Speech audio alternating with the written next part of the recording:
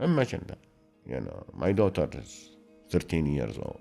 Are you coming to decide between your daughter and your mother? I never thought when I leave the house carrying my camera, and you never think that you will go back home alive.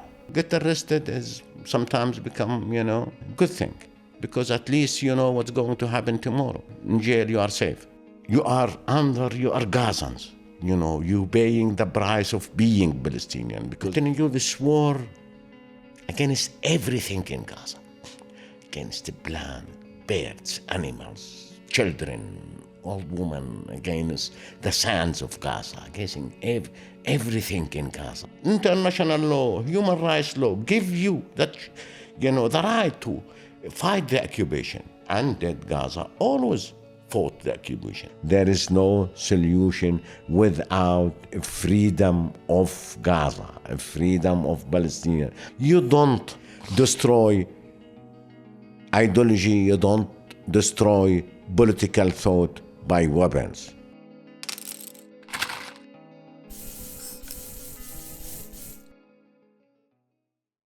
And so Gaza, we are Russia now. Yeah. God, great. Great. We are Russia.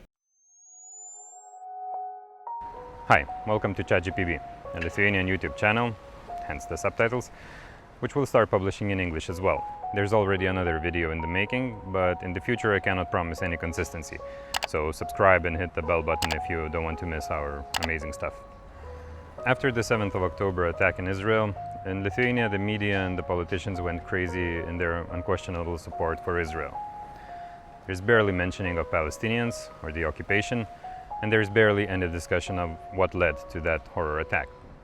We, a very small media outlet exclusively supported by you, our readers, listeners and viewers, decided to challenge that narrative. So we began publishing a more complicated story. In this light I spoke with Qassem Ali, a Gazan, an American and Maltese citizen, a former journalist, TV producer, and a leftist. I hope you'll find our conversation interesting, and hopefully you can get through to the end. It's not going to be easy.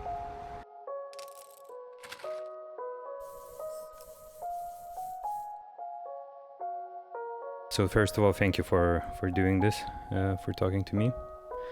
And can you first introduce yourself? My name is Qassem Ali. I'm from a village called Beit Hanun. It is in northern and eastern side of Gaza Strip. So it's exactly in the border with so-called Israel. I'm former journalist, TV news producer, so I'd had covered Gaza and Middle East for the last 20 years maybe. The last war I covered it is 2008 in Gaza. And so I have been all over. I'm also American citizen. I am a Maltese citizen, and have residency in Canada. My family is dispersed. One of my son and the grandson in Texas in the States, and my daughter and my son and my wife in Montreal in Canada. And also brothers and sisters in Europe, some of them in Gaza. But I grew up in Beit Hanun. My life started with the war and the occupation in 1967. I was 9 years old. That's my first encounter of wars and life of wars. And this is who I am. I have been studying also. I have studied in New York University and Oxford, and now I'm 65 years old. Were your parents also from Beit Hanun, or were they refugees? My father from Beit Hanun, and my mother from village called Dimra. Is next to Beit Hanun, but it is inside the Green Line, inside Israel. So I am very mixed concerning what's so-called refugees and citizens in Gaza. So we have land from Beit Hanun. It is even East Beit Hanun is occupied in one way, and I have land from my mother's side and north of Beit Hanun and Demra, which is gone, So concerning that, I'm representative of the Palestinian tragedy and Gaza tragedy, which I say it because it's what really represent Palestinian cases. It's Gaza and the people of Gaza, how they have been suffering since Nakba, since 48. Wars and wars, occupation, and and since 48, they never been free. It's always lived under siege. It's open prison all the time. So imagine yourself to grow up in jail all the time, since you're born. How are you a Maltese and American citizen? What's the story there? Oh, it's my complicated story, and my first wife is American, and we get married in 82. We were still in the university, Birzeit University. But I remember I get married my first marriage I was under town arrest. So I could not leave the village. I could not go to university. During the day, I have to go to the police station and twice a day, 10 o'clock and 5 o'clock. And during the night, you have to stay. I spent 1.5 years like that. The reason, because I am student activist. I've been elected in the student council, which is my work. My activity was, doing voluntary work. We're going to pick up olives with the farmer or cleaning the streets of the camps as a student, And you have to pay price even for this activity, which is normal activity with the student everywhere, mobilize and have right to be elected as you want, serving the student, doing something to improving their life or your own people. But even this is not allowed. In 80s, now we are in 2023, and but this will show how Israelis. My story show how Israelis behaving with Gaza. In that time, because it is the university, it is in West Bank, next to Ramallah, in a village called Birzeit. And I am the only one from Gaza in the student council. There were 9, and I am one of them. I am the only one they put town arrest, and I have been interrogated for 3.5 months because I'm from Gaza. Because my colleagues is doing the same position, even more important position than mine. But we'll see how even the military rules in Gaza is different. So your colleagues were from the West Bank? From West Bank. Okay. All of them except me in that time. And it's represent the story of Gazans and how serious oppression in daily life or and how they can manage their life, how much freedom they have, how much even identity. If you manage to travel in that days, and Israelis give you the permission to travel. I remember the first time I went to the States, they give you something called lisay basay. It is Israel's travel document with Israel's, star and for 1 year. And written in it, the nationality undefined. So for them, we are not Palestinians, we are not Arab, we are undefined. And this is just before the Intifada, before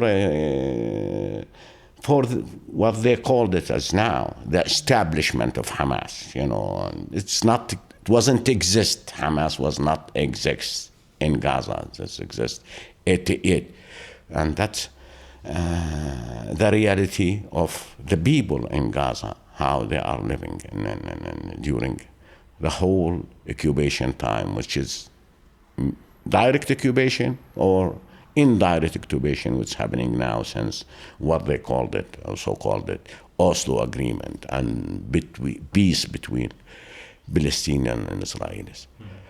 They want peace, which is Oslo represent another disasters for Palestinians, and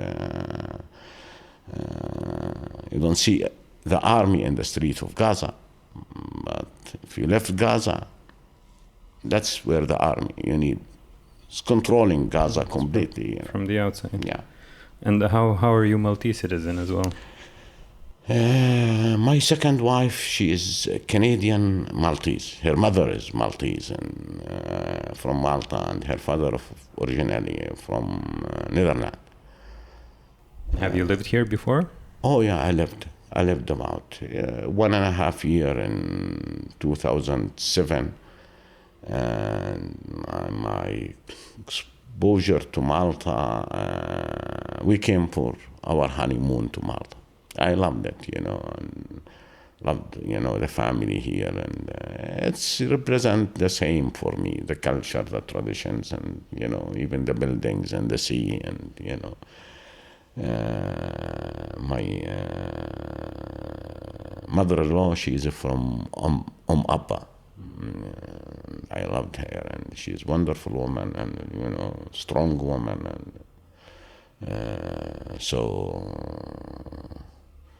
and to be frankly, I convinced her. She lost her citizenship. I convinced her to take it back because I think I had the American passport, not I'm looking for foreign passport in that time. But I did like to belong to this area. And maybe I was thinking one day I will come to live, and it turned. It is in this hard day.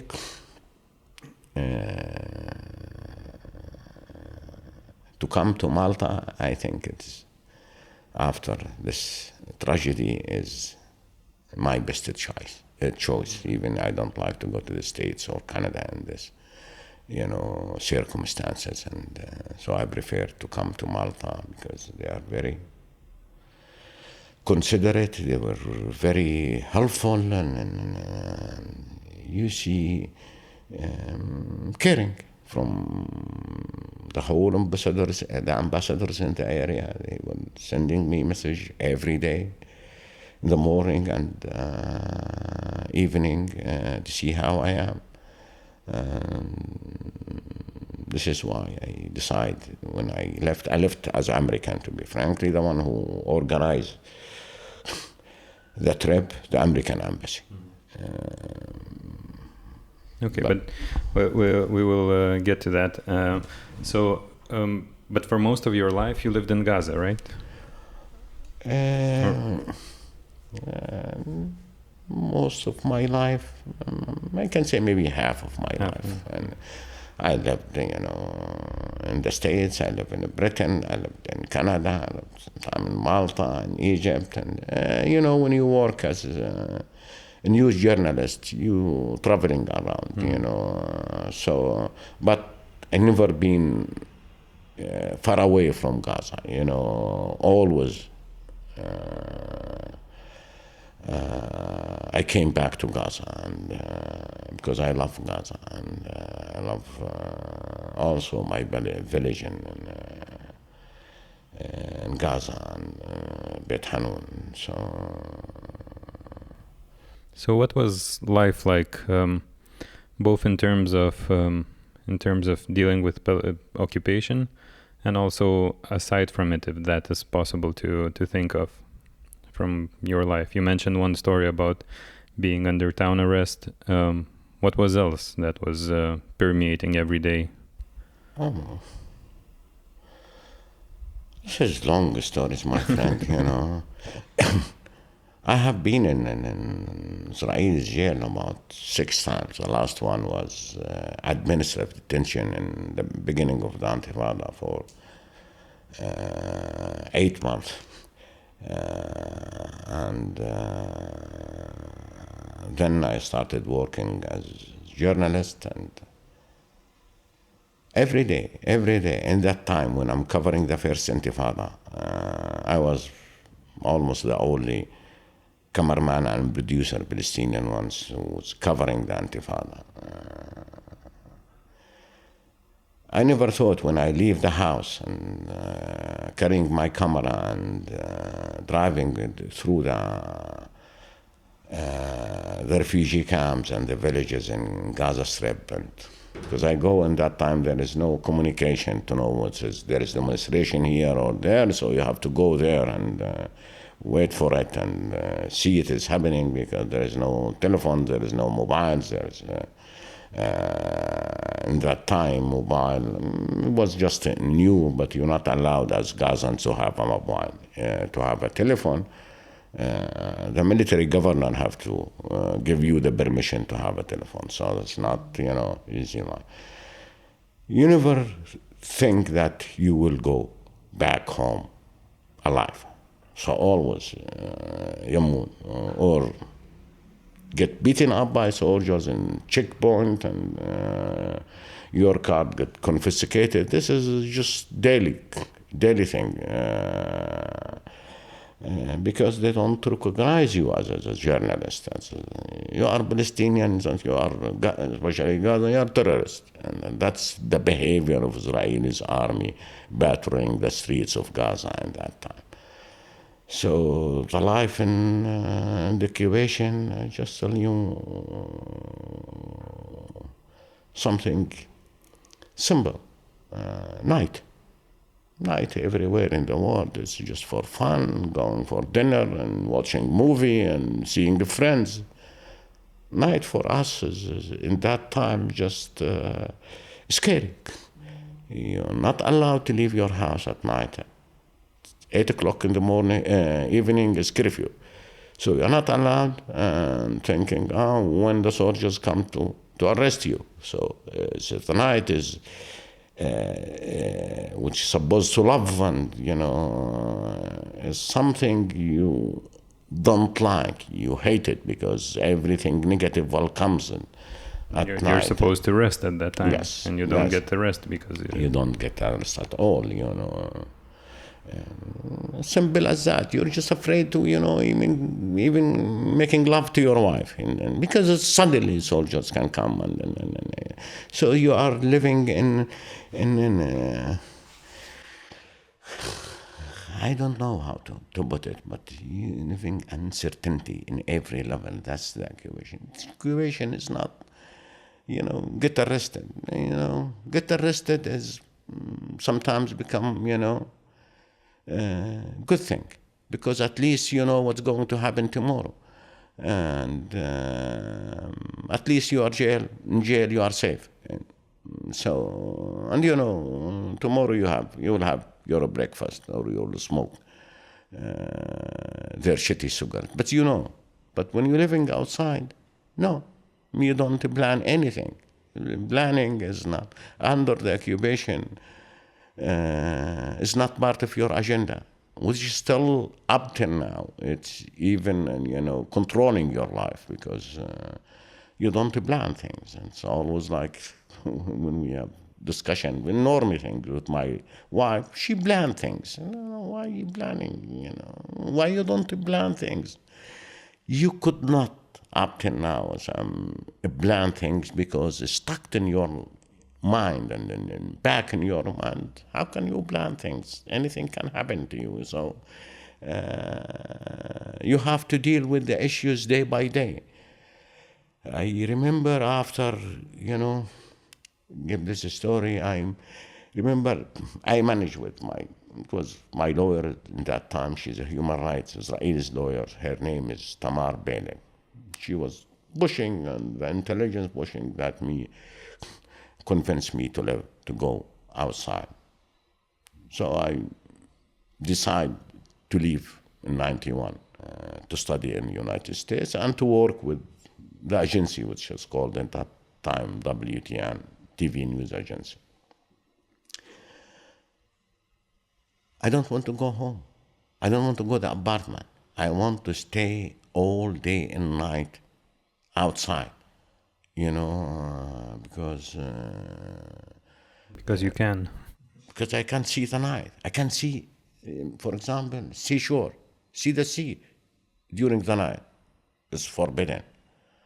6 o'clock, you're not allowed to be in the beach. All my time, I'm living in Gaza, I never saw the beach during the night. Sit in the beach in sunset and smoke cigarette and have a coffee, a glass of beer. And that's the continuous, simple, you see it, simple affecting you and stayed with you. That's the occupation of daily life. Somebody controlling completely your life. And he doesn't recognize you as a human being. So imagine how he behaves and how you're supposed to live the life of occupation. And this is how Gazans have lived from 67 up till, I think, maybe. It changed a little bit after withdrawal in 2005. Changed a little bit in daily life in Gaza, so you can go to sea at night. But to leave Gaza, you see now, they are complete control. It's 2 gates, one south and one north. So your life is completely controlled by your enemy. You were talking about not planning. I spoke with Marsh, and she was telling me how in the West Bank people become masters of planning in a way, of everyday life because of the checkpoints and because of the restrictions of movement. You have to have plan A, plan B, plan C, how you meet people, where you go, how you go. It's it's not a different story. It's exactly the same. It's just, but you're planning day by day, and there's a lot of planning within your day because you cannot move around easily, right? Yeah, it's just Majlis still living the daily life of the occupation. Like I lived in Ramallah for also quite good time, maybe with my adult time more than Gaza. So also I lived there. And how do you compare? What are the main differences and similarities between living in the West Bank and in Gaza? Always a difference. Gaza is a small prison compared to West Bank. West Bank is bigger prison. It's a little tiny place, Gaza, compared to West Bank. Second, it is, if you even want to get out of West Bank to go, for example, to Haifa, you can escape. You can smuggle to what's it called, Israel. You smuggle it. It's open border. In Gaza, no, there is no way to smuggle out of Gaza. You get killed. If you smuggle out of Gaza. And West Bank is a little bit. This is more easy concerning the feeling of the freedom, and being in jail or not in jail. Also, West Banker, they were part of the kingdom, Jordanian kingdom. So they can have Jordanian passport, and there is some nationality for them, some identity. In Gaza, no, it is, as I called, undefined. So even the Arabic countries surrounding you, dealing with Gaza, something different than how they're dealing with the citizen of West Bank. and traveling and allowing to get in, like, for example, to Egypt or Syria or Jordan or anywhere else. No, they are always, you are Gazans. You paying the price of being Palestinian, because the only part of Palestine in one way who having so-called Palestine is Gaza. You are refugees, Palestinian refugees in Gaza, or Palestinians in Gaza. In West Bank they call them. The situation. Can be Jordanian, and the Green Line they're carrying Israeli passports. So the daily life, it's easier. They're living a great time, but it's easier.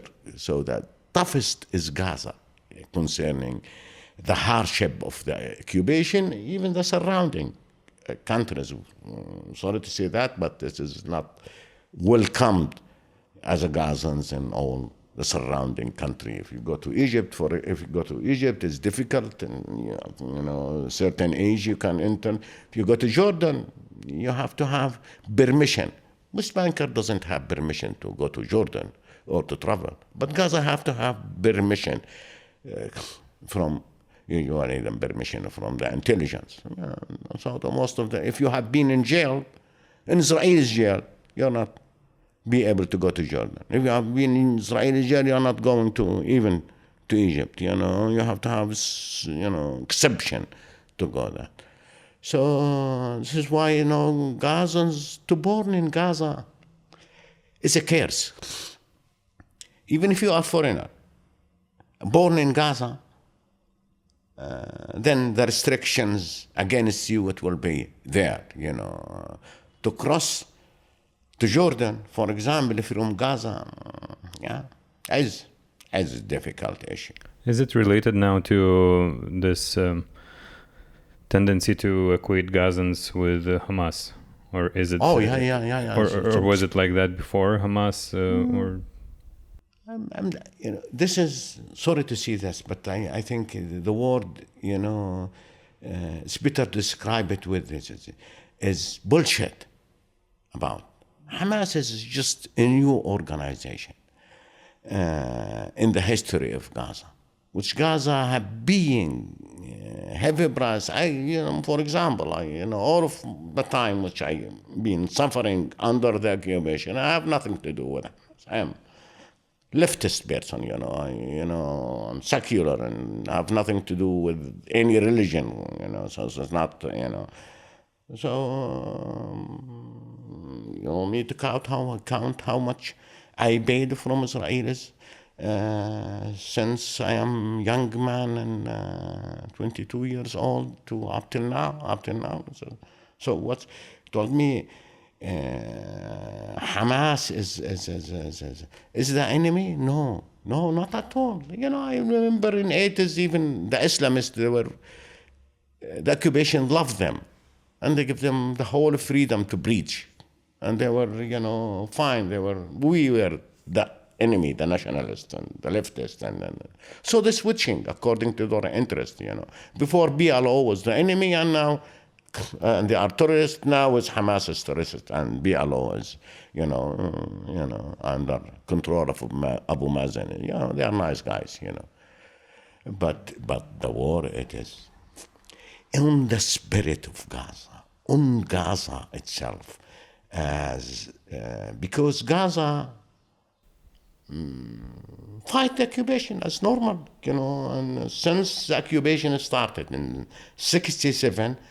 As all international law, human rights law, give you that, the right to fight the occupation. And that Gaza always fought the occupation since '67, militarily, politically. So Gaza, there isn't that people. Gaza is the people there, they don't surrender. That okay, it's tough life, and I have to give up. No. Even just they did them, in '67 to '70s. They used military to fight the occupation, which is running the streets of Gaza. And then the Israelis, of course, big superpower compared to Gaza, and they crash it down. They put, thousands of, people inside the jail and killed a lot of this. We called them fidaiyin in that time. And up till the first Intifada in Gaza, which is that time 350 people, 100,000 people went to Israel's jail from Gaza. Imagine. And then the first Intifada started. Peaceful. Maximum you throw stones and against, military armored car, stones. And, to tell the world that what we need our freedom. We don't want to live this life. I mean, I'm telling you, now they're talking about Gaza as poor place and need to help them, to send them food and, because they're hungry. In that time, in 87, the people of Gaza concerning economic situation and financial situation, they were living better than, so-called it, better than any country around them, any third world country. They were very fine financially. So this is why they, made the first Intifada, which is the biggest in the history, and which is, give even the dictionary the name of the Intifada. With the stones. They create from stones weapons to tell the Israelis, get out, we need our freedom. So it's have nothing to do with the economical situation as most of the revolution started. No, the revolution in Gaza and the resistance of Gaza for their freedom. That's what they miss throughout their own history. They want to be free. They want dignity. And I know Gazans, very important. They're dignified people. They don't like assistance. They like help, But look, I'll give you maybe 2 examples about Gaza and Gazans. And in 48, Gaza, 100,000 people living there. And suddenly, in 24 hours, there were 300,000 people living. 200 from the refugee inside historic Palestine, they came and lived in Gaza. Gaza absorbed them all, and they become Gazans. And they live. Look at Germany now, 88 million people. They were crying from 1 million refugees, the strongest economy in Europe. They're crying from 1 million, less 1.5%. Gaza doubled, and they were not crying, absorbing them, helping them to adapt. The generosity of Gazans, I don't want to talk about it, but ask any foreigners who comes and visited Gaza during the 80 times, even during this tough time, how he lived in Gaza, how he's, like, for example, this is my friend, which I'm staying in his apartment now, Carl Shimri, because he worked with me in my news agency in Gaza, and he lived in Gaza. His reaction, the first thing he told me, I have a house and I will give you, I don't forget that how much, I lived in your house in Gaza, I lived in your house in Ramallah, and, I'm happy to give you my house. That's how the way of Gazans living, and how much they love the other, how much they love life, and to put them in this religious contest, they want, Daesh. I mean, what? And Hamas is Daesh, and this let the people, religious fanatic. You see me as example, and you see a lot of people, You mentioned you said about yourself that you're leftist. So in that context, would you be even considered by Hamas as certain kind of enemy or not so much? Oh, yeah, no, I don't like to talk about, but that's, I'm seeing concerning, which is all over the world, concerning political differences and conflicts, of course. But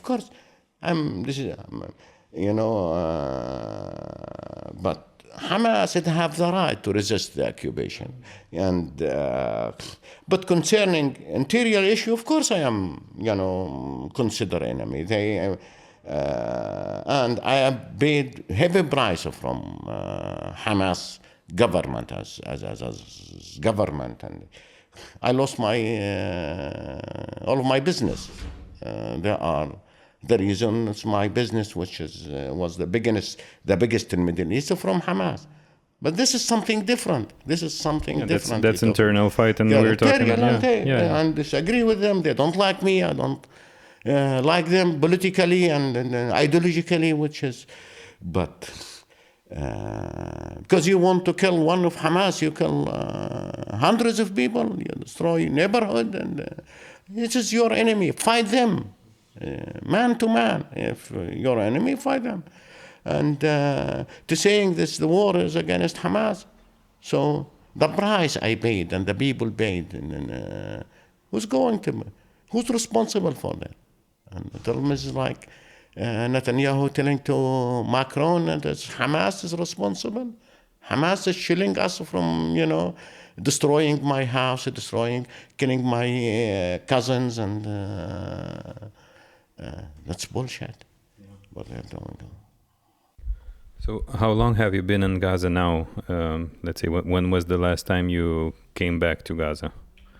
I came last January. The reason just to stay with my old mother, and she's about 90 years old, so I want to spend some time with her. And for second reason, to rebuild my house in Beit Hanun, which is destroyed in the war 1914. And to live there, and then I started adapting with the life there, and I'm thinking of reviving my news agency, and especially try to make Ramadan in academy for a news gathering, and I worked on that, and so almost I was ready and to make it. And the house is about 5 floors, and so I will live there with my mother and sister, and to make it as academy. So fixed everything, and in 1 second, it's gone. This is the third time my house has been destroyed from Israelis. 2008 and 2006, 2014, and now. And once they use it because it is, as they called it, is the general who occupied it, Israeli general. My sister was there. He argued with her and telling after they occupied the house and put all of my sisters and my mother and the kids inside one room, and they started using the whole house and make it as base for their commanding their operation in 2006. And there was argument between. I have strong sister, very activist and with women issues, and they have argument with the general.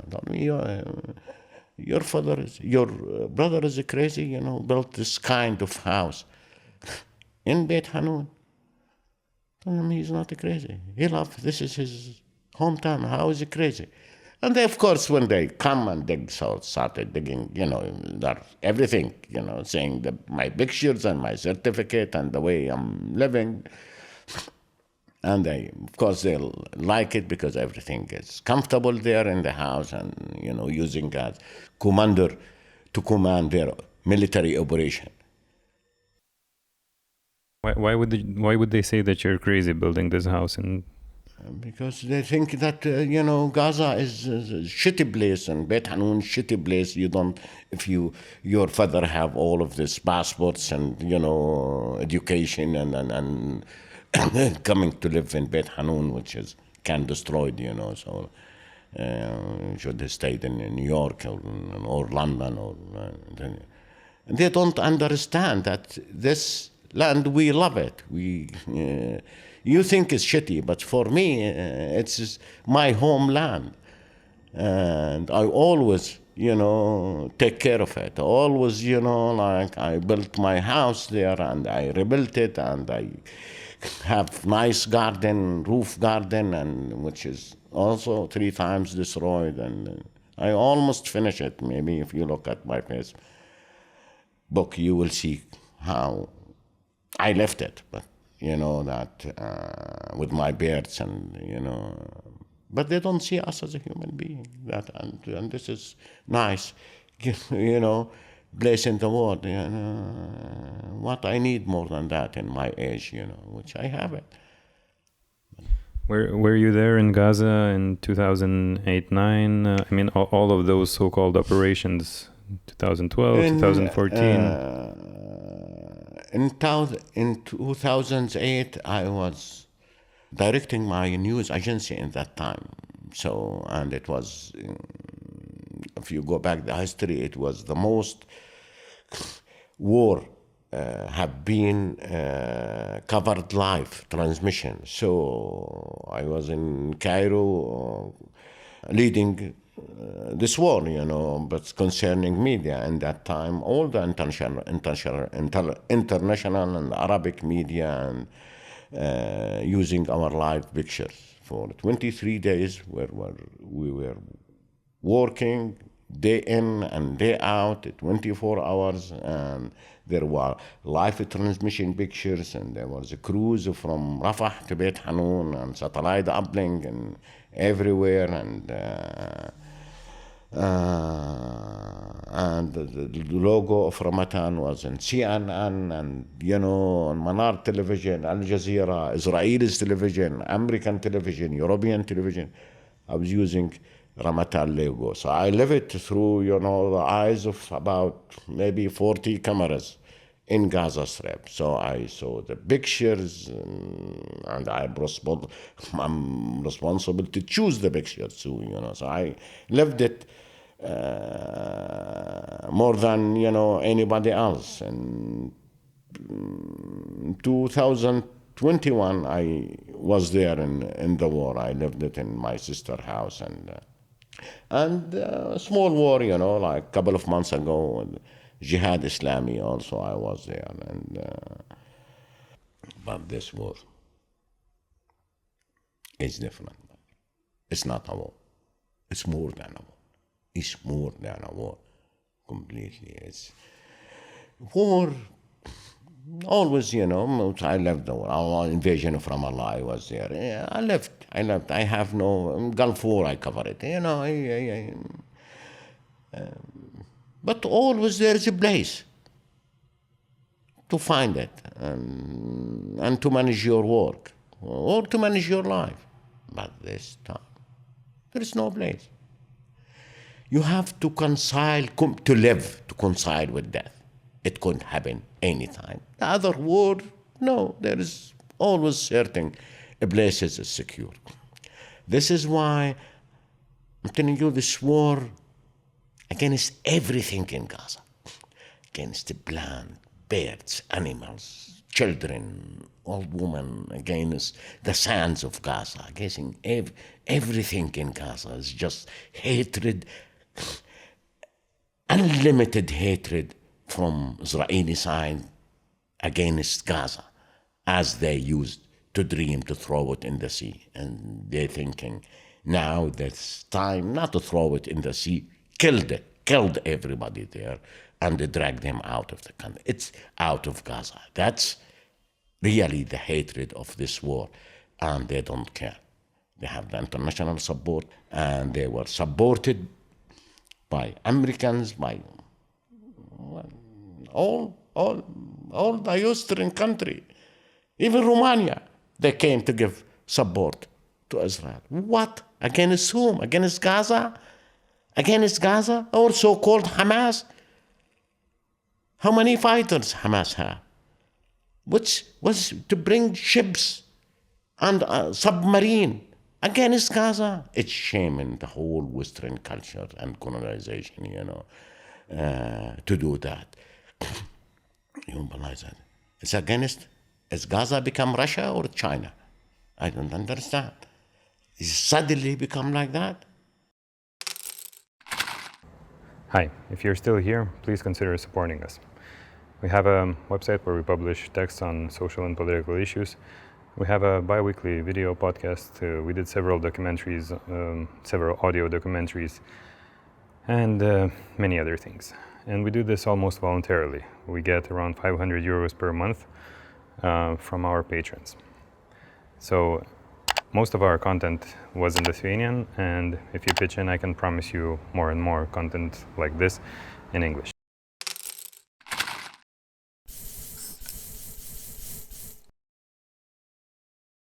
Yeah, and in Lithuania, the very popular narrative is that Israel was attacked just as Ukraine was attacked by Russia. So therefore, Gaza is Russia and Ukraine is Israel. I mean, this is the line that we get. And then, How? And well, because of October the 7th, so they start the story from October the 7th. And therefore Israel was attacked. They know nothing. They don't talk about anything before. I mean, some people do, but they're very few. And so Gaza, we are Russia now. Yeah. God, great. So then great. We are Russia. I can tell you one example. I did a video, this response video. One of the teachers at International Studies Institute at Vilnius University, he raised the question. Even when Russia attacked Ukraine, there were protests in the streets of St. Petersburg and Moscow against Putin.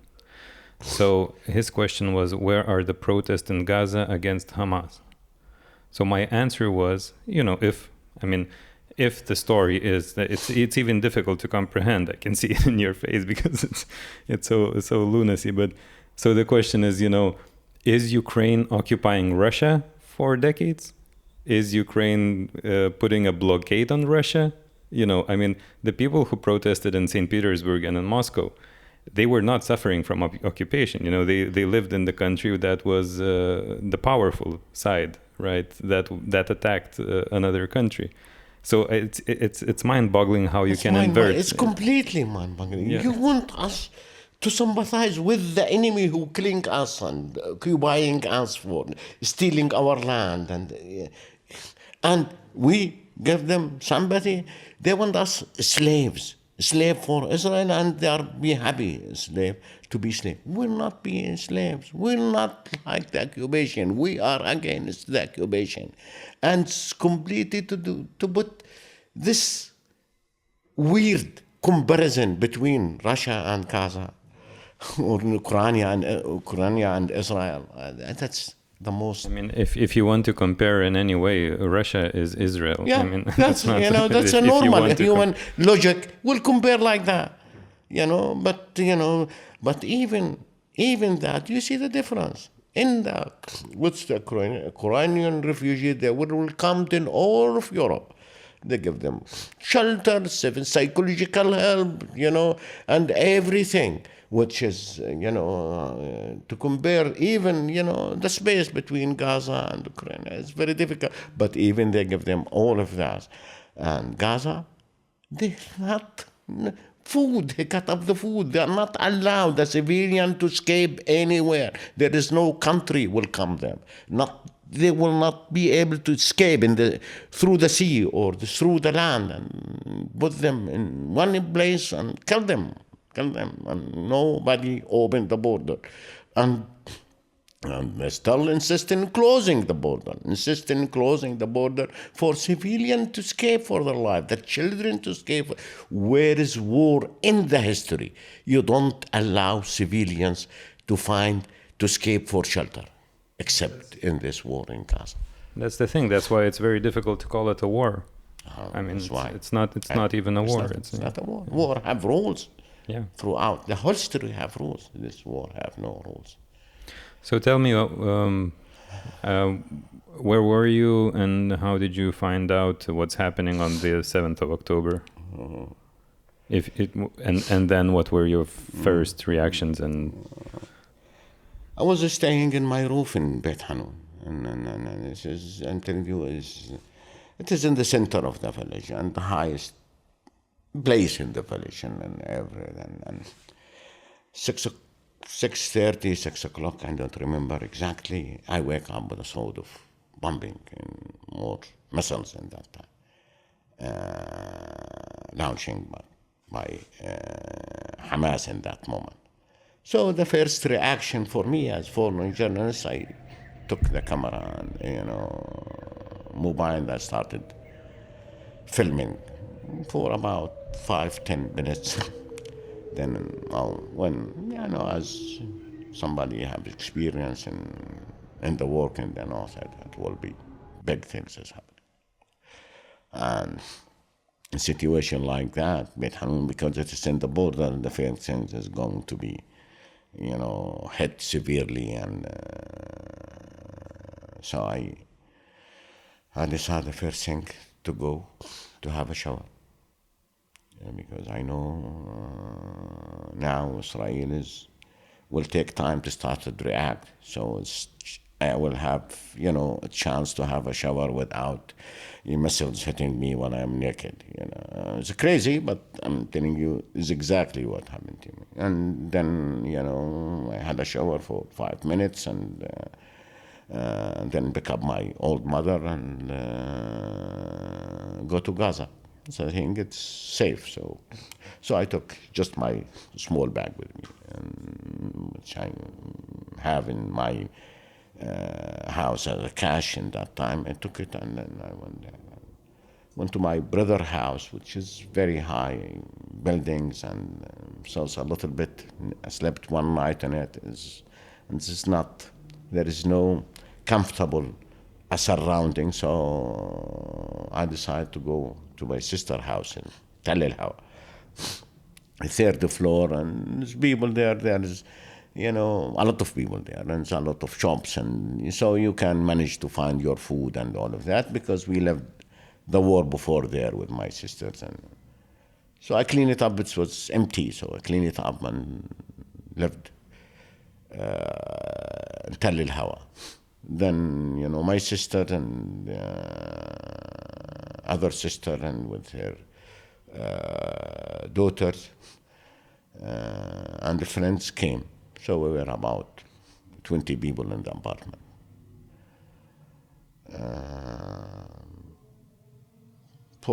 I don't remember, for sometimes,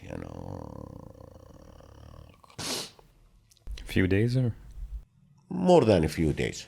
And then some former employees of mine, they're working in television production and satellite uplink. He called me, come and give us a hand in working. We need your advice and to Shifa hospital. So he came and picked me up from Tel El-Hawa to Shifa hospital. Then I saw the destruction in Rimal quarter. Wow. Rimal is the wealthy neighborhood in Gaza, the good building, and it's always never been, concerning Israelis' mentality. You don't hit it, because you hit Jabalia, you hit, Shujaiya, you hit, the neighborhood which you can have fighters there or activity. So I get really shocked what I have seen from Tel El-Hawa to go to al-Shifa. Then when I arrived at Shifa, wow, see, the people, and the casualty, and the death, and, But, so I slept there one night. You slept, you stayed, there is no even place to stay, I stayed with my colleagues as journalists, and because I didn't have internet, the house I'm staying, so there in the Shifa I managed to have internet, so I talked to my wife and my kids in the States, in Canada. Imagine that, my daughter is 13 years old. Are you coming? In that time, I wasn't thinking of leaving Gaza, to be frank. And then,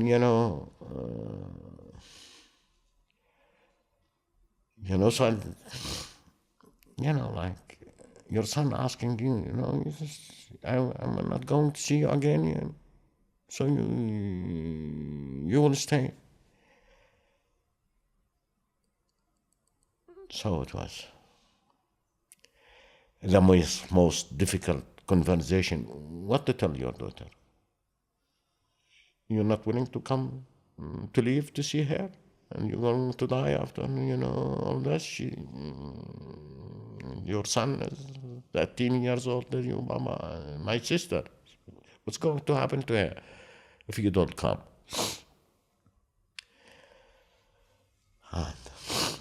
And then, so what to do? To decide between your daughter and your mother and your nieces. But I took the hard decision, which is the painful decision, to leave. Okay. I tried to convince my sister and my mother to leave with me. They refused.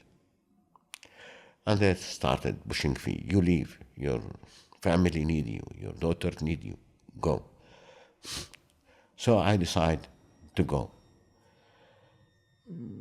So I went from Gaza to the south, to Khan Younis. Managed to find taxi, and then it's hitting everywhere. So I managed to get to Khan Younis because a friend of mine, he's from Canada and is staying there. So suddenly you are in school, it's called it, shelter. I was thinking 1-2 days, because as usually they let the so-called dual passport or foreigner to leave.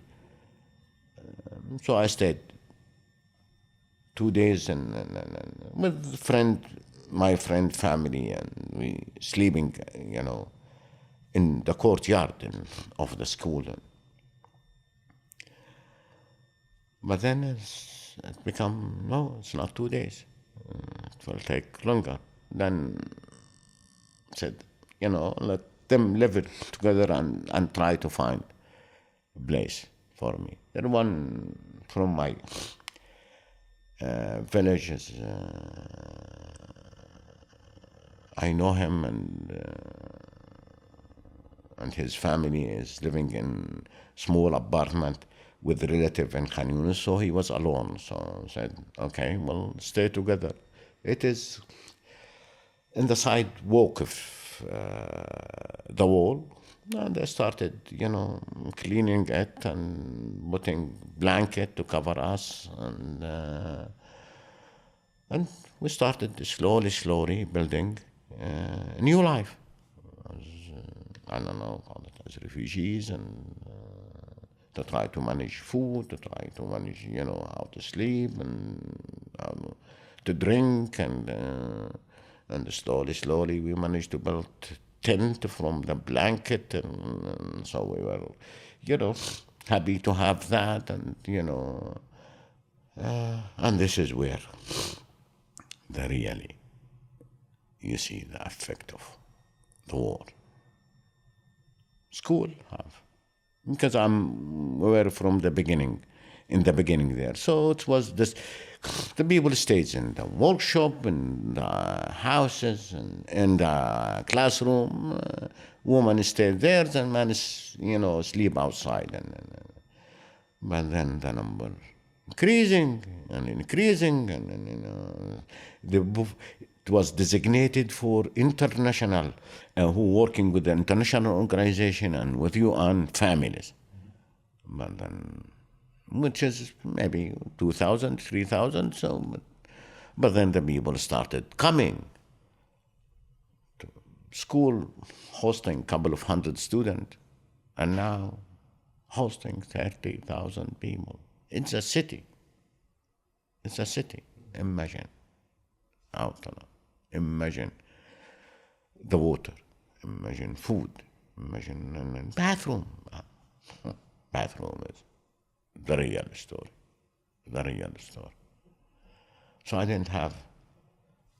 had the first shower I told you about. The second shower was in Egypt. And you don't eat. No, in that time still you can't buy food. Of course, canned food, and you don't eat because there's no bathroom. You need 2 or 3 hours on the lines to get to the bathroom. So you don't eat because you don't want to go to the bathroom. And you see the real disasters with old people, children, and screaming,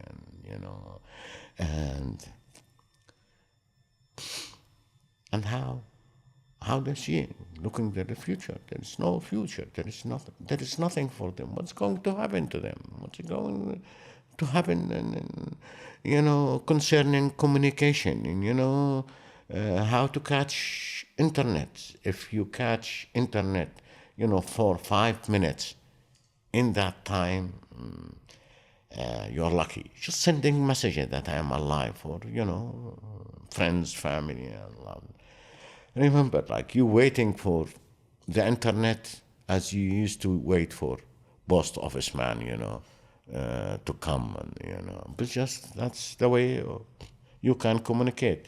My mobile communication doesn't work. The only internet that is from the street, because this is small. The neighborhoods is small around it, and so they have, simple internet.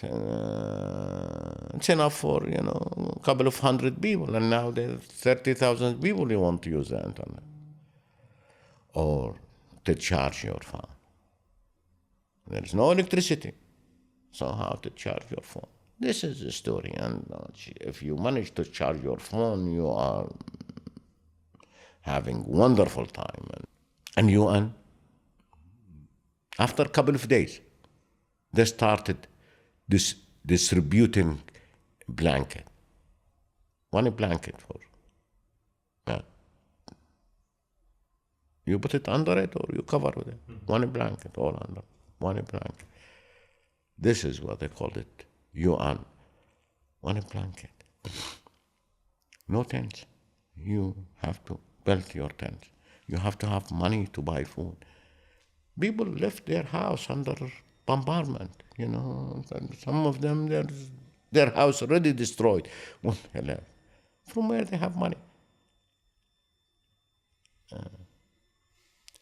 So I said, it's just, and UN, UNRWA, you are the government of, even for refugee, and you are legal government by United Nations Charter. So you are the head of UNRWA, you are the prime ministers of this people. And you listen to military commander and you withdraw from north of Gaza, which is the biggest population, the largest population of Gaza Strip, and you take your employees and family and your responsibility and to leave it. This is prime minister of country, and you are listen to Israel's commander to displace more than 1 million people from your homes. You are helping Israel's army. You are participating. So the people, they were in the schools, in UNRWA schools in Gaza and Jabalia and all of that. They withdrew, no responsibility, nothing.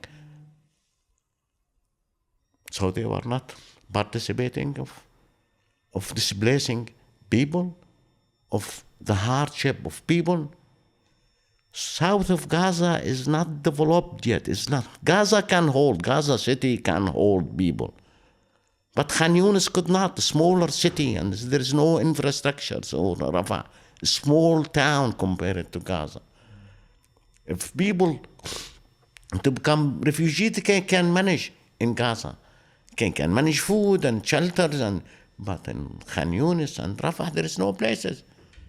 There is no enough food. There is not no enough bakeries. It's just, and this is what they are doing now.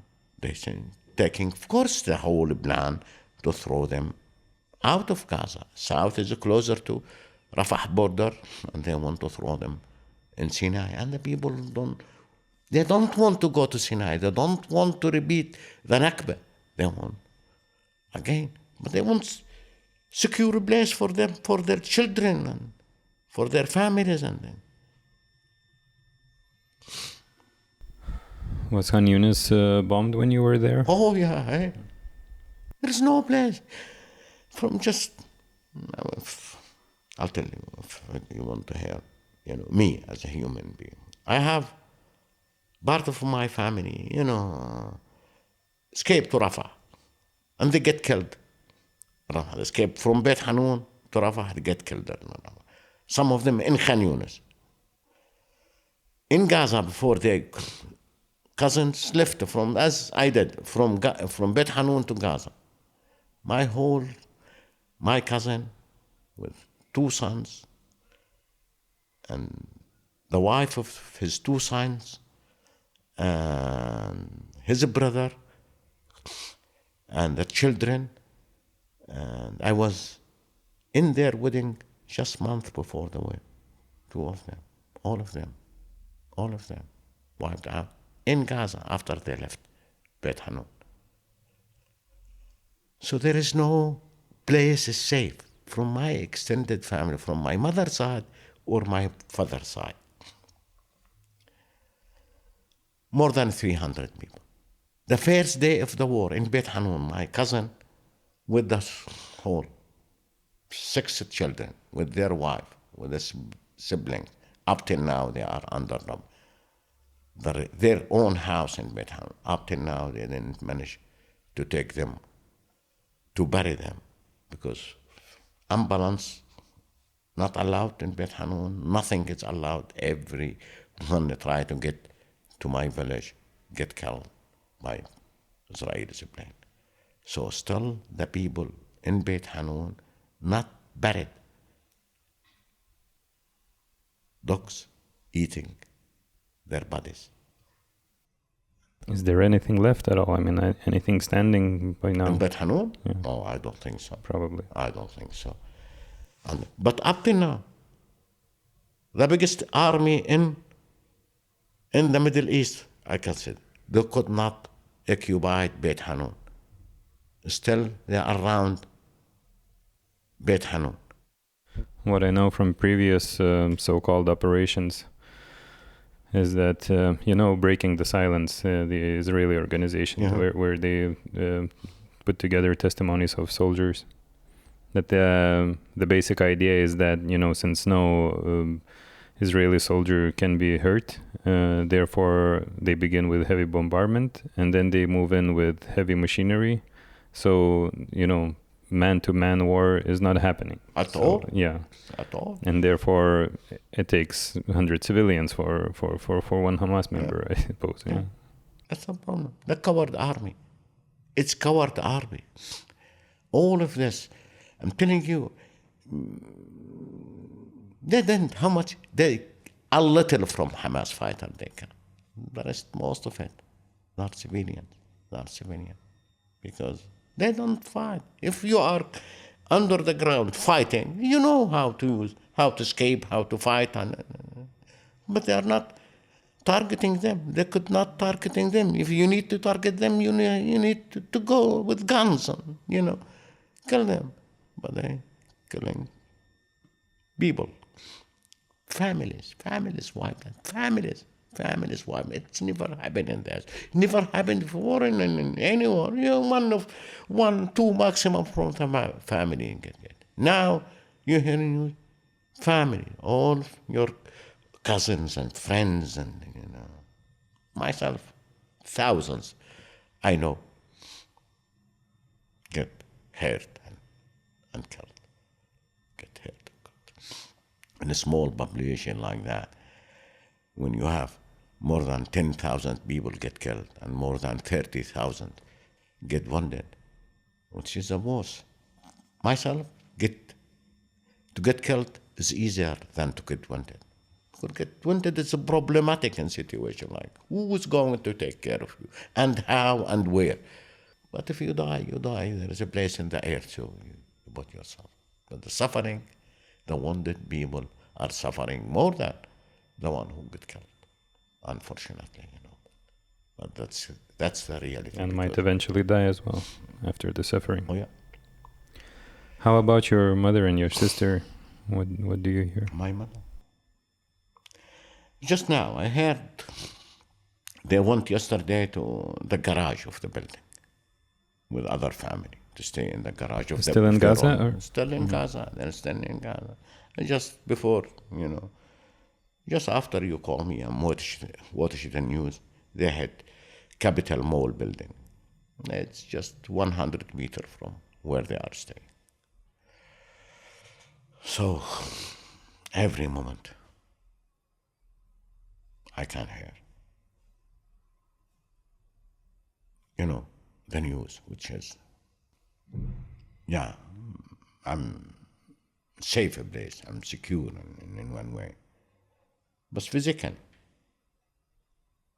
but psychologically, I am there. When I put my head in the pillow to sleep, I'm back in Gaza, not in Malta. And even when I see things, beautiful. See and but I didn't see it. Physically in front of my eyes, psychologically, my mind is still in Gaza. This is why I told you, it's more than war. War, if you escape, you are fine. As I know, I lived the wars. It's not theoretically, but I lived all the wars. So, halas, you adapt with the new life. This war, no. This war is what? It's in your head. Up till now, it's in my head. It's in my head. In details, in the whole certain details, it's in my head. I don't know how long it will take me to be able to become normal. I don't know.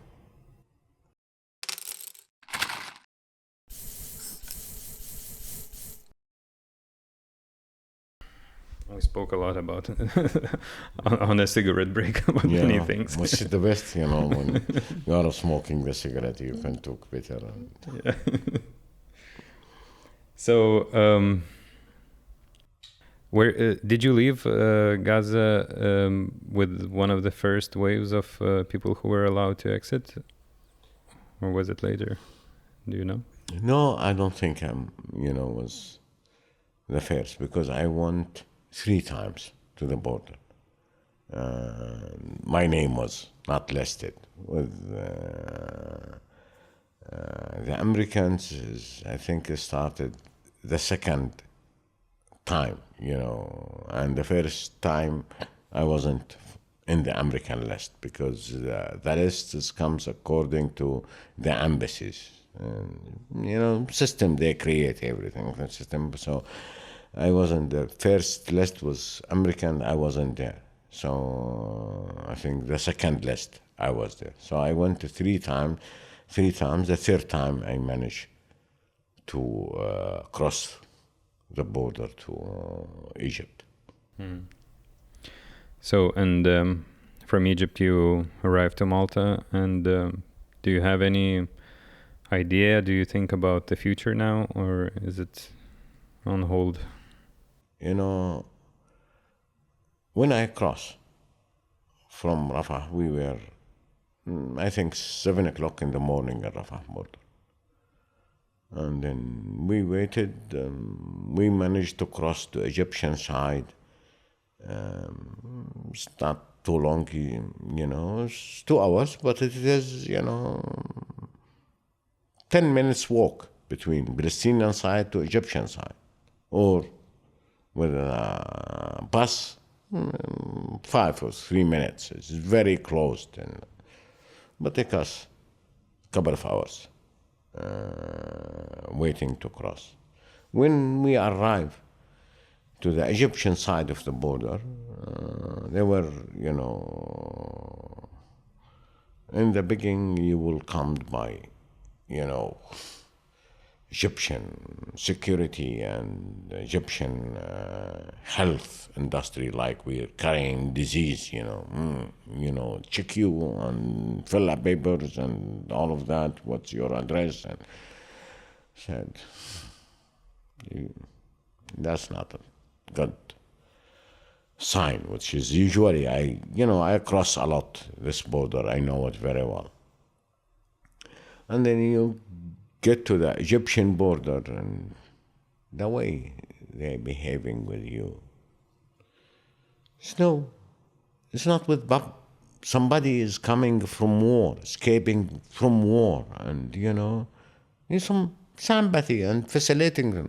The same, routine measures. Put here your bag. No, I don't have any bag. I just have one. I need 200 pounds, for the bag to be checked. You pay for your bag to check. And I kept Egyptian money from the last time I crossed, so it was good. I have 200 pound Egyptian pound. You have to be Egyptian pound. And so I found, signs for the Americans consulate. They have employees there and American flags and all of that, and telling you, welcome to Egypt, and but you have to have $35 for the visa and £300 for the exit, and we have minibus or buses to take you if you want. We'll take you to the destinations. We have already booked hotels for you. So, thank you. And we went to look if you find $35. And I'm from, lucky people, I still, the money I left, I just kept a couple of $100 with me. The rest, when you are in a situation like when we are living, you're living with people, your cousins, your friends, and all of that. So I had, some money with me, so I give it to them. So I need the money. I was thinking, if I cross, I don't need money, As people here need money to survive, to eat, But me, if I cross, I can manage my money. So I don't have a lot. I have... So I bought the visa, but I don't have Egyptian money. Finally, with... people I know, I managed to have £300 and to be able to cross. But then, we were at 11 o'clock. We filled the papers for enter Egypt, and everything is fine. And we waited for almost 3.5 hours. For them to stamp the passport, which is in 1 second you stamp the passport. 1 second. You have the names and you have everything, and why we are staying in this, small, shitty place for 3.5 hours, not able to cross.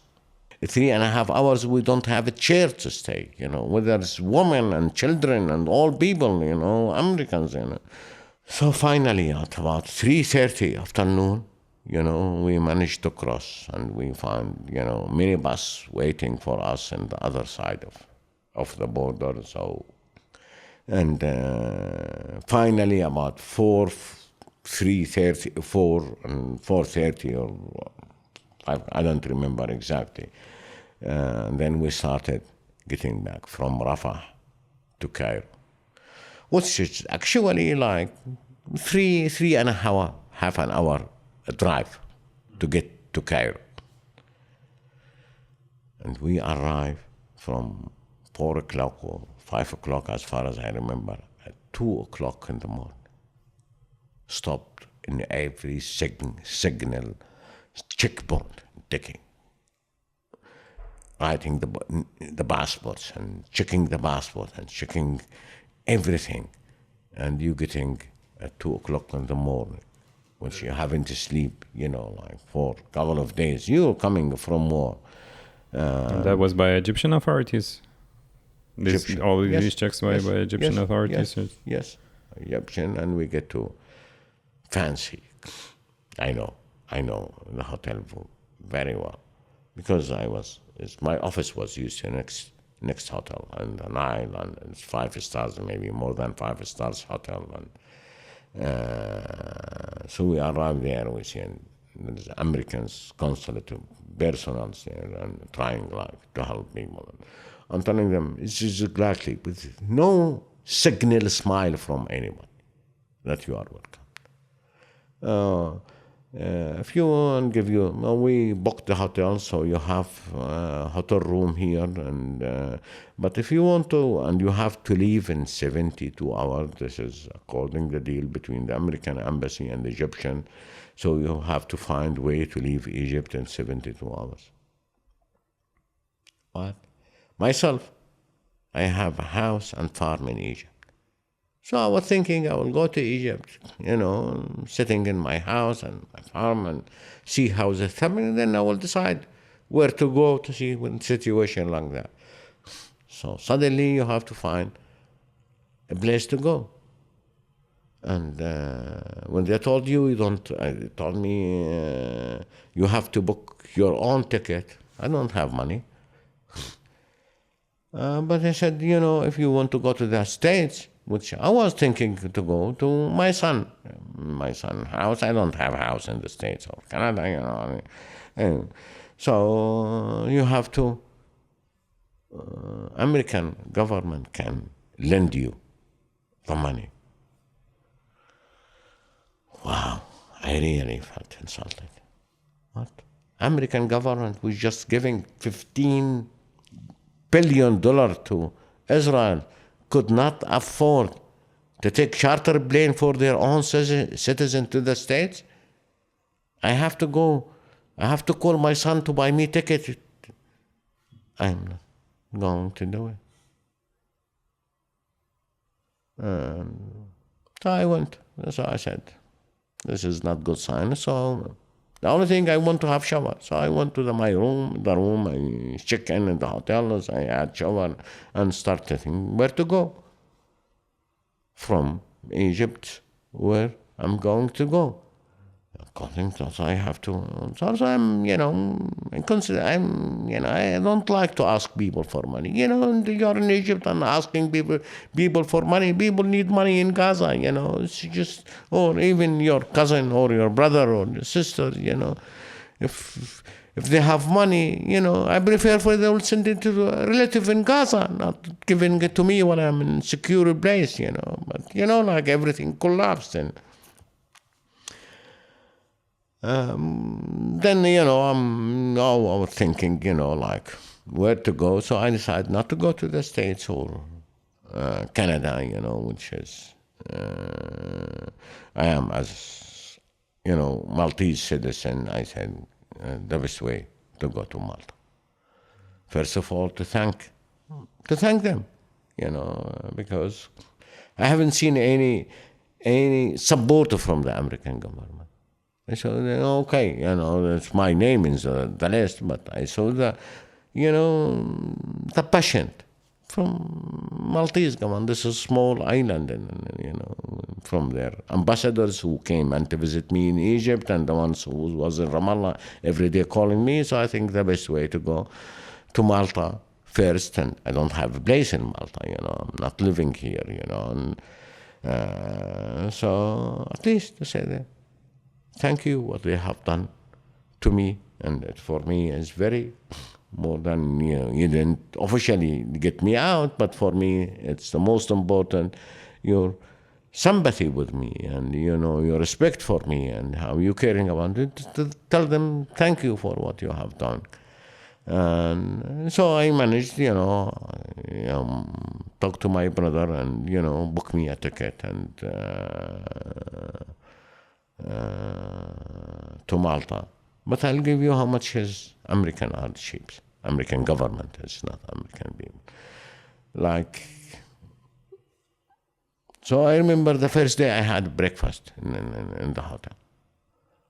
Okay, I had a breakfast for a long time. I didn't have hot food or since I am not from still because your stomach still not gets to use food. So evening time, you get hungry. I'm also not the people have lunches, so I have dinner. So I went there to the restaurant and they ask you about your room number. I gave them my room number and I said, you're not allowed for dinner.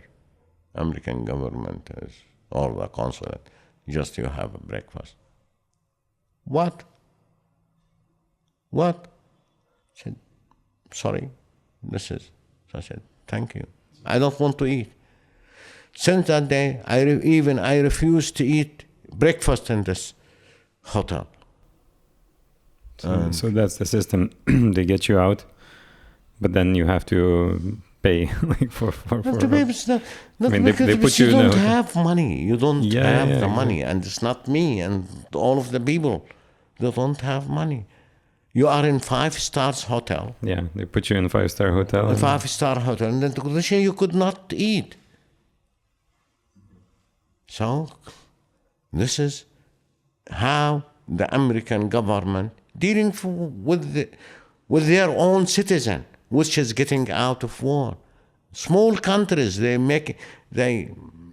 welcome their citizen and respect them and take them with the planes, and that's what you need when you getting out from death. And that's my trip. So I went to. This is why I went to Malta, and in Malta I found family waiting for me, and I found a friend. He given me a house, and I felt I'm back home in Malta, and which I don't feel it from. The Americans was also carrying their passport just long time before I am having Maltese citizen. I lived in the States,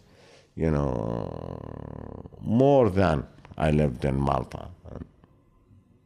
That's just shocking you as American citizen and, as a human being, how the double standards Mr. Biden is doing, which is giving guns and weapons and giving $14 billion for Israel, and he's cheap enough not to pay the visa $35 for his citizen. He's out of the war. For a few hundred of. So, can we talk more about the political side now? I'm just thinking of of certain parts of the people that will watch this, and many of whom will probably be Lithuanian, and because of I mentioned to you what's the general narrative in Lithuania is, and the support Israel gets from Lithuanian government and all the talking heads on TV and everywhere. So I'd like you to respond a bit to that. So the general question would be, what is the relation of Gazans with Hamas? Hamas is not. Palestinian problem that did not at all comes with Hamas. Hamas is just completely a new organization in the Palestinian history. In 1988, just 20 years ago, Hamas was established.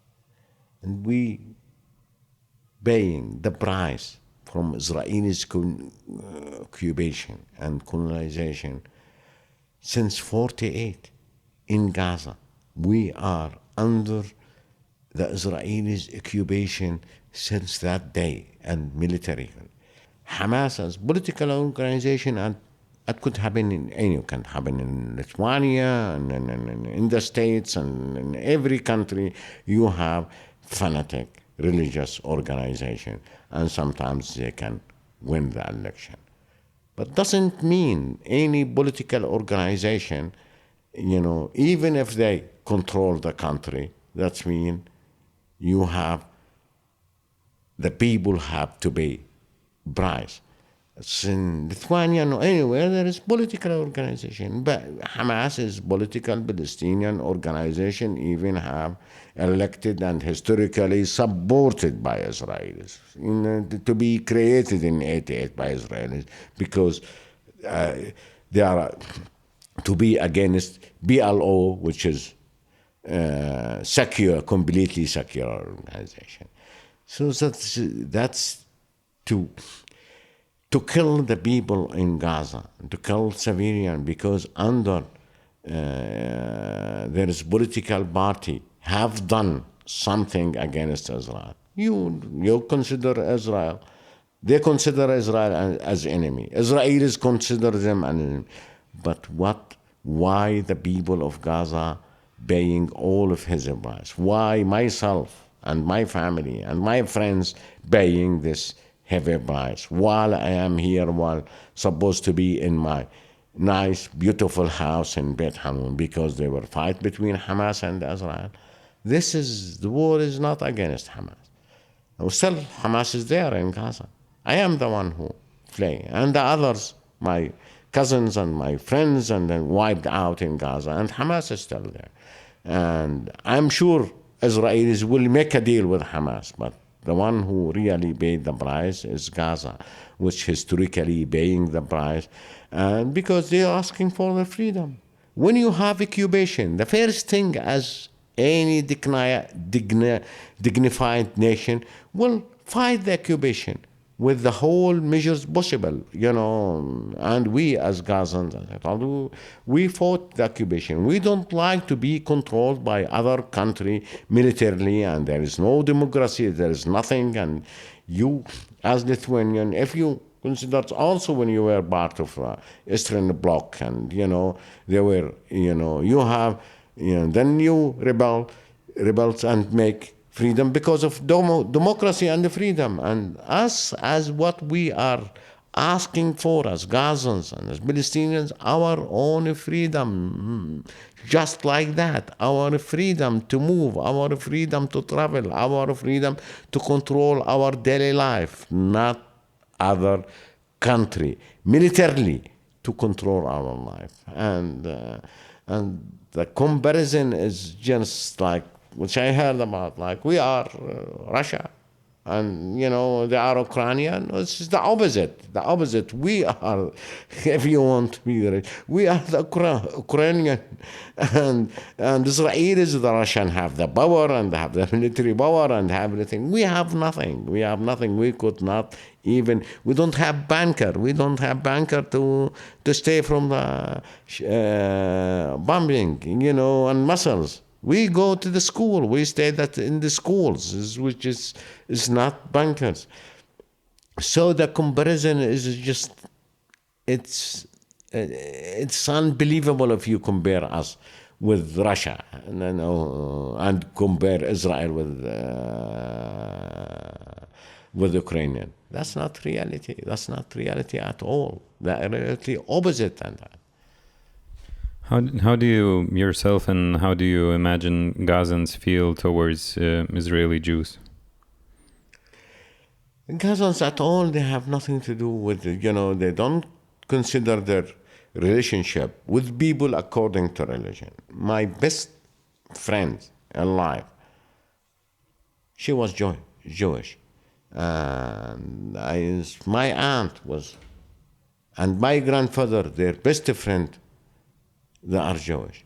This is not a religious issue at all. And Gazans, by nature, they are not religious people. They are normal, secular people. So, you have to differentiate between Jewish people and Israel. Israel is country created to oppress us, steal our land and oppress us, but not Jewish people. Jewish people is Jewish as a religion it's not normal, it's normal. So our problem is not with the Jews. Our problem was Israel's government who occupying us and controlling our life and controlling our, land, controlling our sea, controlling our skies. You know that we could not go to the sea without Israel's permission. We could not fly. The sea belonged to them, and the border belonged to them. That's what Israel's government is doing, not the Jews. It's not true that our problem with the Jews or with Jewish people. Our problem with Israel's Zionist government, which I mean, it's completely secular. They're using Judaism to, to colonize us and to help the Americans and the West colonization in that area. That's the real story of Israel and Palestinians. It have nothing to do with religion. The origin of all of this problem, British colonization, and Palestine was controlled by, in the time with the establishment of Israel, it was controlled and ruled by British, and the ones who created Israel, it's the British kingdom for their own interest, not for the Jews. If they want to save the Jews, maybe they will save them in Britain, but not send them in dangerous situation and to be in war situation, which is happening since 48. Every time war, they have saved them to bring them to Britain, not send them to Israel to protect their own interest, the British interest, and now the American interest. They are sacrificing with Jews and putting them in the Middle East for their own interest. I know friends of mine and Jews friends of mine, this is also their own idea, sending Jews in Middle East, especially European Jews, which they are under bad treatment in Europe. We don't have in the East, there is no problem at all between Jews and Muslim and Christians at all. There was no Holocaust in Middle East or in the Arab world or in the Islamic world. Historically, Jews were ministers and even in the Islamic Empire.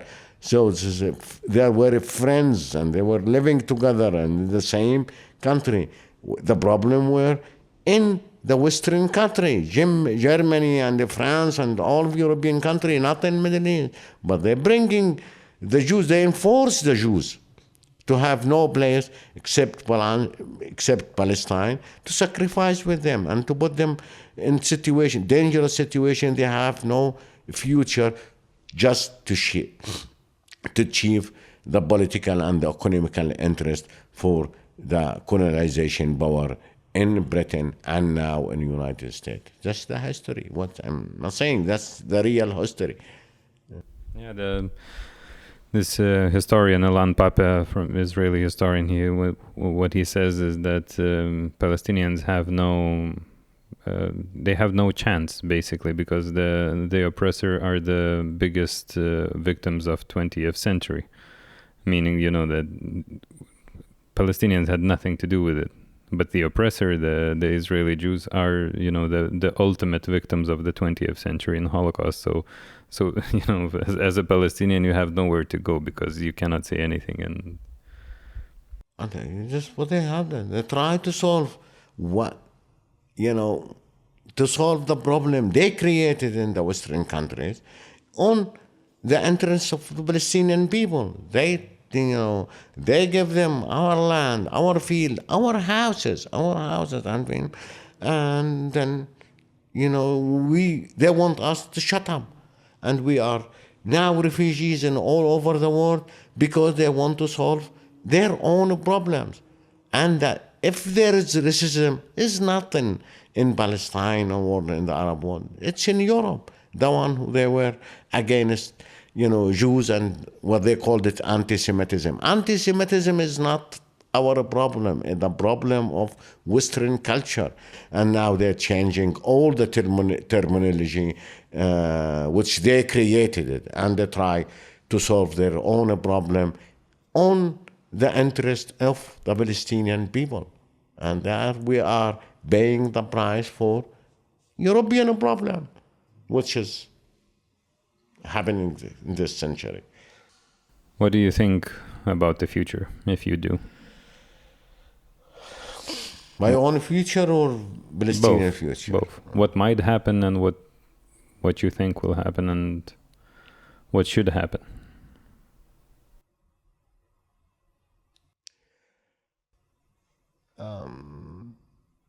It's too early for me even to think about my personal future. Like what I'm going to do. Now I'm still like getting out of the trauma and trying to be able back as a human being to think what I should do in my own life and where to go, because it's too much for to build your own house 3 times and if which I love to die there in my own place in Gaza and Beit Hanun. And now I don't know if I can think about that. I don't know. So it's too early. And in political side, and I'm telling you, I said that long time about Gaza. If there is no solution to Gaza, and Gaza, if it's not free, it will cause problems all over the world. I said it, that Gaza, the one who creates suicide bombers in early 90s, because they fed up of the oppression and occupation. And now they create from simple thing, rocket, to launch it against Israel. From nothing, for nothing. Gaza is a prison, and even that, you see them now, 35 days fighting the most powerful state in the region. Gaza, if it's not a mourning, Gaza, if it's not taking their freedom, the world will pay the price. These people, they will fight forever for their own dignity. They will not surrender. If even destroy all of Gaza, they will build it again, and they create weapons, that they create suicide bombers as a human being, as weapon. They create stones as weapon. They will create new weapons to fight Israel. They will not surrender, and they will be peace, not in the area and all over the world. If Palestinian problem, and now especially Gazans problem, it will be solved, even if they destroy Gaza. There is no solution without freedom of Gaza, freedom of Palestinian. But first I'm talking about Gaza. Gaza is the issue, the freedom, not the food, not the medicine, not the building houses. The freedom is more important than anything in the life of Gazans. In that sense, I always wonder, how is it possible to destroy Hamas, not as an organization but as an idea? Oh, you can, I mean, that's a stupid idea. You don't destroy ideology, you don't destroy political thought by weapons. But believe me, I am completely have different opinion. Israel and the Western country like and encourage the Islamists in the Arab world. Read what Clinton have said during what's so-called the Arabic Spring. The one who's supporting the Islamists in the Arab world is the Americans. And in Daesh or Hamas or any Islamist political organization is always fed and supported by, Americans and the British. Their leaders, they are in Britain and in Berlin and in Washington, the Islam, Muslim Brotherhood. Hamas is part from the Muslim Brotherhood, as everybody knows about that. And the Muslim Brotherhood leaders in Washington and in Berlin and in Switzerland and in London. So tell me, whose Islamist organization is the enemy of the Western country? Islamic as the enemy of Israel or Netanyahu? This is bullshit. We don't buy it from the Western. American, they don't want, or Israel, they don't want to destroy Hamas. They want Hamas, and they want all the Islamist organization in the Arab world. They don't want nationalist and secular and leftist and resistant, but they want Islamists. And that's what I believe is going on in the Arab world.